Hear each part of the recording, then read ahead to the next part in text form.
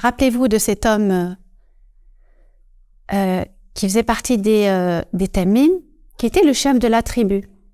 Et il avait l'intention d'aller faire son pèlerinage à la Mecque. Le prophète, alayhi salatu wassalam, à ce moment-là, était à Médine. Et donc, en passant pas loin de Médine, il s'est dit, tiens, pourquoi je passerai pas à Médine, je tue le prophète, et ensuite je vais à la Mecque et je suis glorieux. Comme ça, j'ai 2 récompenses.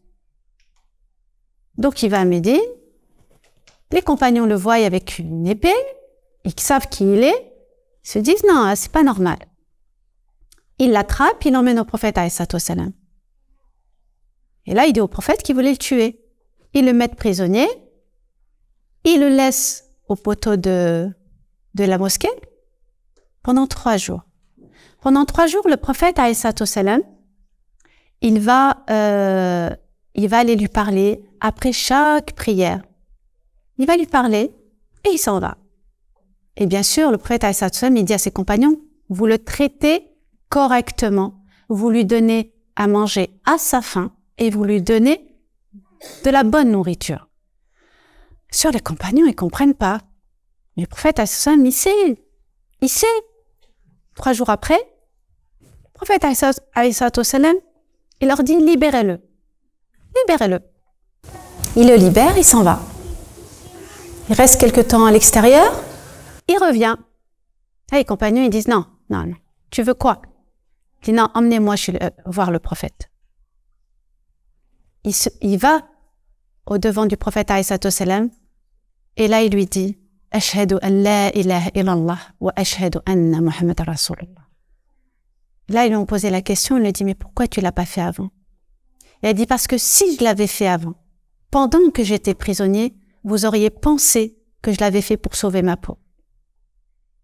Vous voyez, le prophète, alayhi salatu wassalam, la manière dont il a traité son prisonnier, il allait lui parler sans imposition, sans rien du tout. Il lui parle, il s'en va. Il lui parle, il s'en va. Et Allah guide qui il veut. Vous voyez? Quand vous voulez quelque chose de votre enfant, vous n'avez pas besoin d'imposer. Il y a des choses sur lesquelles c'est pas négociable. On est d'accord. Le cadre, il doit être fixé. Il y a des choses, c'est maman, c'est papa qui décide, et ça n'est pas négociable. Mais tout le reste, par exemple, le fait de se nourrir, c'est pas négociable. Tu vas pas me dire que tu vas aller manger du fast-food tout le temps, tu vas manger des bonbons, tu vas manger de la glace, tu vas manger du chocolat. Non. Nourriture saine. C'est ça et pas autre chose. Il y a aussi une grosse mocéba, grosse catastrophe dans la communauté. Pas que, hein. Mais bon, moi, celle qui m'intéresse, c'est ma communauté. Les téléphones portables. On donne des téléphones portables à l'âge de 8 ans. Des smartphones. Et après, on me dit, j'ai trouvé mon fils aller sur des sites pornographiques. Vous croyez que vous maîtrisez vos enfants préadolescents? Wallahi al-azim, vous ne maîtrisez absolument rien. Vos enfants préadolescents et adolescents, s'ils veulent faire quelque chose, ils le feront derrière votre dos. Et vous ne le saurez jamais. Jusqu'à ce qu'il y ait une fdeha. Là, s'il y a une fdeha, c'est que vraiment, ça a été trop loin. Allah, il a dit là, stop. Mais vos enfants ont cette capacité de dissimuler ce qu'ils ont envie de dissimuler parce que vous avez trop serré. Parce que vous n'avez pas instauré de dialogue. Un enfant à partir de 12 ans, il commence à être un adolescent. Les adolescents, vous savez ce qui se passe dans leur corps?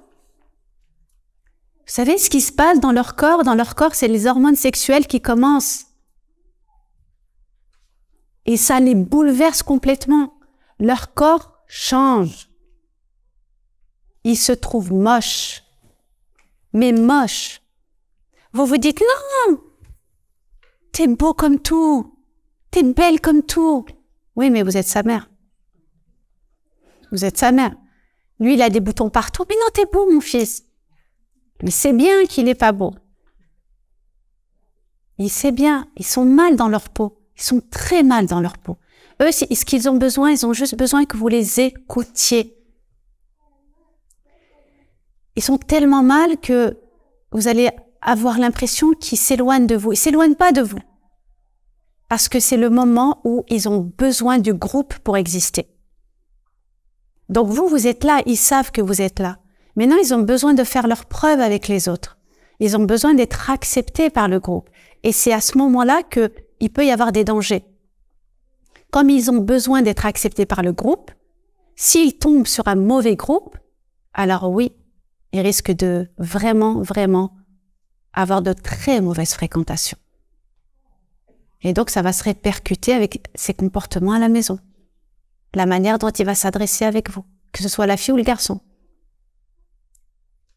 Donc, vous voyez, tant qu'on ne sait pas comment fonctionne un enfant, eh bien, on ne saura pas, on ne comprendra pas.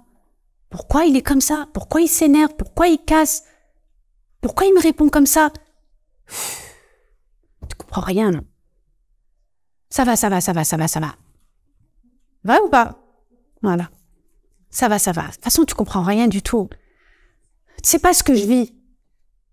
Eux, c'est le drame, c'est la fin de leur vie. Ils ont juste besoin de dire oui, je sais. Ils ont juste besoin que vous dites oui, je sais. C'est très dur pour toi. Très dur pour toi ce que tu es en train de vivre. Parlez avec vos enfants de sexualité. Parlez à vos enfants de cette attirance entre les filles et les garçons. Arrêtez de dire عندك. Attention. Attention les garçons, attention les filles. Généralement, on est plus laxiste avec les garçons. Lui, c'est un garçon, معليش. Garçon-fille, c'est pareil. C'est pareil. Le prophète alayhi salam, il a dit quoi? Allah subhanahu wa ta'ala, il nous a dit quoi? Il a dit que les hommes et les femmes sont pareils parce qu'on a été créés d'une seule et même âme. Donc on est pareil. Le traitement est exactement le même. Le prophète alayhi salam, à 3 reprises, il a dit attention d'être injuste. Soyez équitable avec vos enfants, soyez équitable avec vos enfants, soyez équitable avec vos enfants. Ne faites pas la différence entre le garçon et la fille, il n'y a pas de différence à avoir. Si vous pensez comme ça, c'est qu'il y a un problème. Si vous pensez comme ça, c'est que vous allez vraiment créer de très grosses injustices et un gros fossé entre la fille et le garçon. Et c'est ce qui se passe